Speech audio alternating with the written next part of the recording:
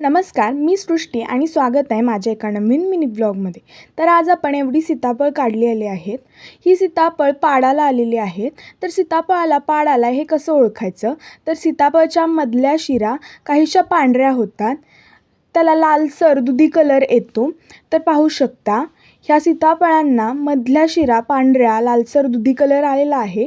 त्यामुळे मी ही सीताफळं झाडावरून उतरवलेली आहेत.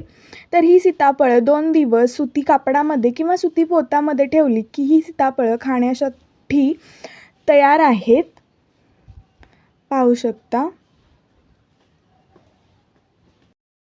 दुसरी मेथड सीताफळ पाडाला आले हे कसं ओळखायचं? तर त्याचा मागचा बुंदा काहीसा लालसर कलर येतो, तांबूस टाईप. आणि तसेच जिथं बुंद्यापाशी जो बुंदा तोडतो त्याच्या साईडचा काठ काळसर झालेला असतो. व्हिडिओ आवडल्यास व्हिडिओला लाईक, शेअर, सबस्क्राईब करा.